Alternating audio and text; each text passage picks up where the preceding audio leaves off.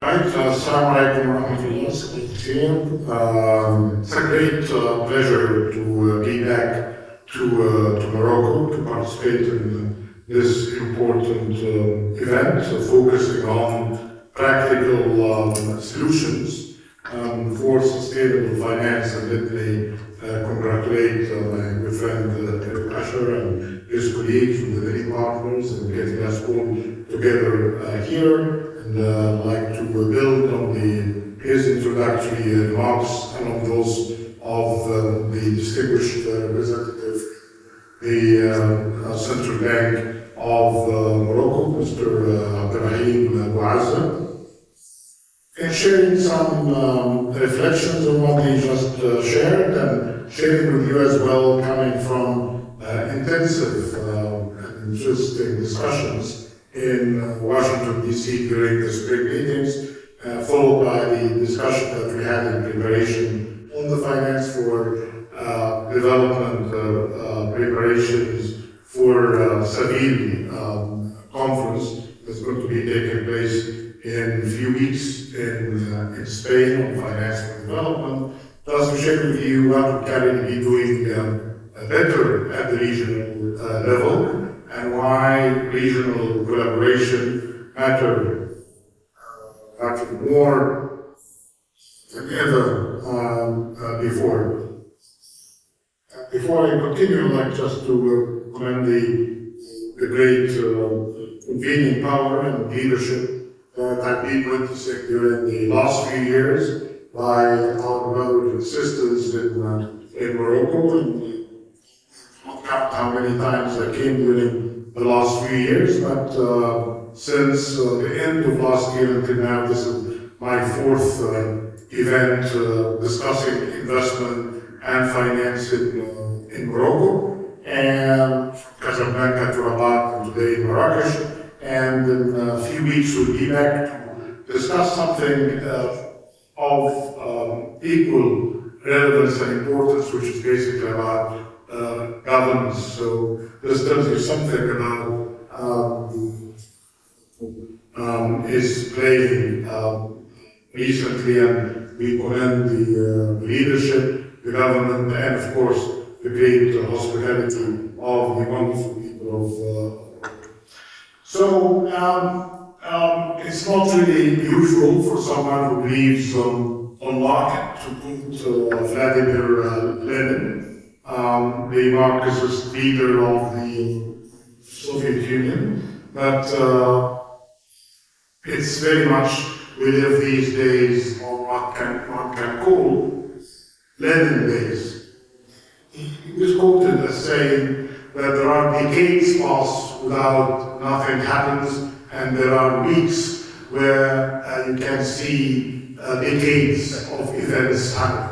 And I've been seeing that especially during the last few weeks, reflected, if we're not recognizing the impact, we can just monitor the markets are reacting recently during the last few weeks, the ups and downs, the excitement, and the recent recovery, anticipation of continued recovery, and signals as well that the story is not over yet, and we might be seeing more variability, if not volatility, in the markets, mainly because of the tough geopolitics, the reaction to major concerns that have been built up since the global financial crisis in 2008 that impacted the US and Europe,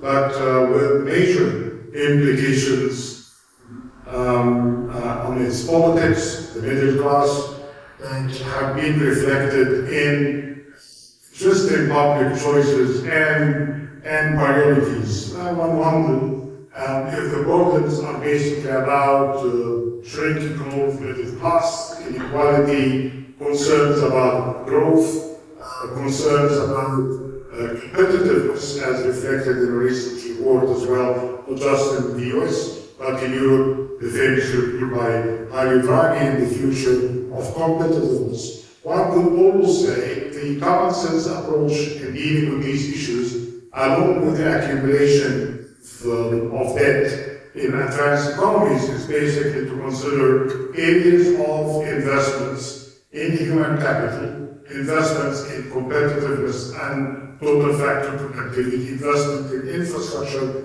investment in resilience, and dealing with these issues related to imbalances in banking economies, including the budget deficits.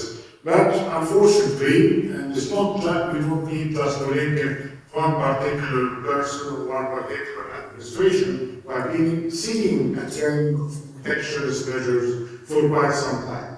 Back in 2020, the restrictive measures against trade, 900 measures. Before the end of 2024, we have seen more than 3,400 restrictive measures, protectionist measures against trade. So this is very much naive of some just to relate everything that we have been seeing to a particular administration or to a particular president. It's a trend, and this kind of trend is going to be with us. It's perhaps what we can attribute to a particular administration or a particular presidency is the style of doing matters. But protectionist measures have been there, and they are unfortunately, given what we have been seeing recently, not just from the US, but there is a great deal that have been undertaken in Europe in the name of climate change and dealing with it.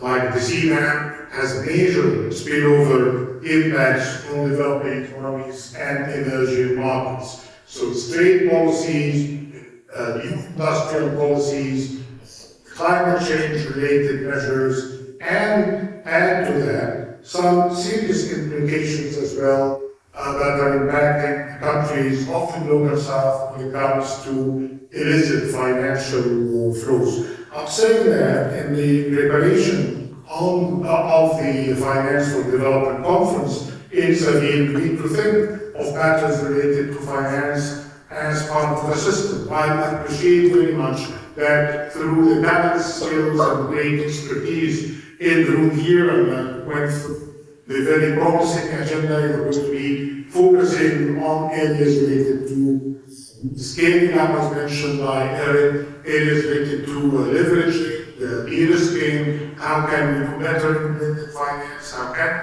optimize public-private partnerships.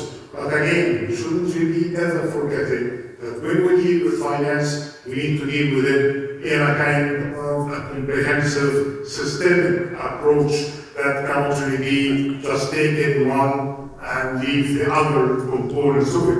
And actually, those who are discussing and preparing us for the Seville conference in Spain, which is based at the fourth conference of international finance, is dealing with matters related to finance from this perspective. Public finance, private finance, domestic and external funding, trade, debt management, science, technology, innovation, data systems, and the ways that we need to meet the GDP going forward beyond GDP. So this is very much a kind of a system approach that doesn't need really to be taken by part and leaving the rest. And then on why the regionalism matter today than ever before. The global tension that I mentioned, the tough geopolitics that are going to be remaining with us. There is the emerging powers and their aspirations, the incumbent power, they need to keep their positions, and because of that, we're going to be seeing more and more tensions through restrictive measures of trade and investment. Regions matter more than ever for three reasons.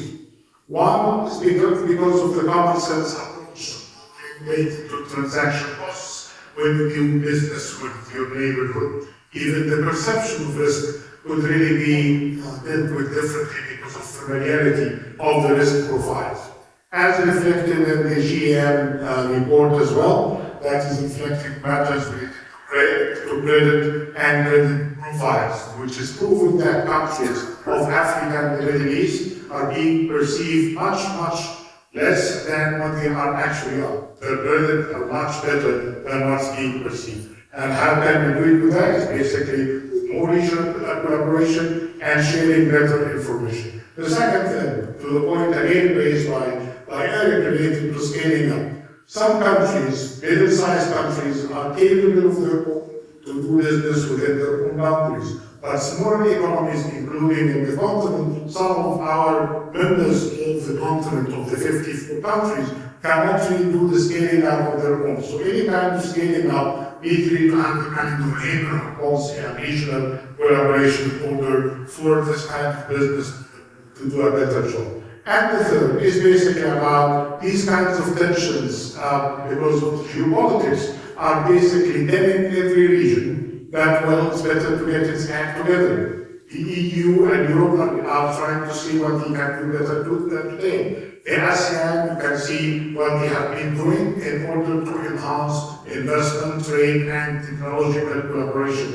In a few days, they will have a summit of the leaders of the ASEAN along the leaders of the GCC with China to explore opportunities forward. Very much optimistic, and I'll conclude by just few suggestions on my expectations, and I hope that they are really relevant to the discussions here. One area of work in collaboration has something to do with the GFAN's work and other collaborative platforms that are trying to build pipeline of bankable investor proposals. And we need to do more in this area. The second is basically about the opportunities of carbon credit markets and their promise for the future.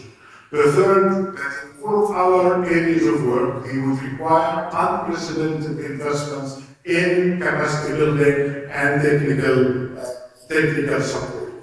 The fourth is basically many, and we had a brief discussion reminder of what we need to do, is basically many of the regional and prudential regulatory frameworks are being designed for advanced economies. They need to be adapted to the needs of developing economies and emerging markets without compromising the standards. And I see some great work led by the IOSCO and the IFRS recently in order to enhance the work in this regard. And finally, it's all about dealing with matters in a way to achieve impact when it comes more relevant to the people. The sustainable development goals are for the people.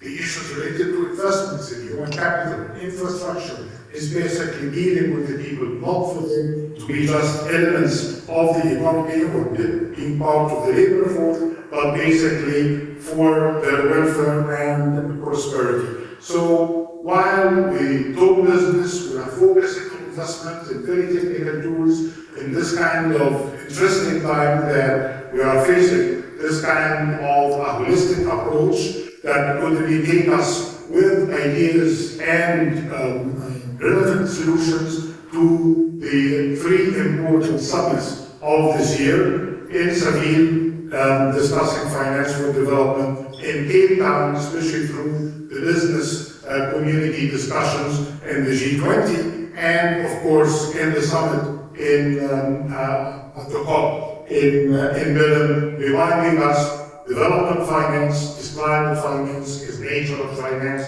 and there is no need to create unnecessary tensions between them all. Having said that, very much looking forward to the discussion and the many solutions that we are going to be providing, emphasizing more of what we know, but venturing into new ideas that could help us navigating through these interesting times. Thank you so much.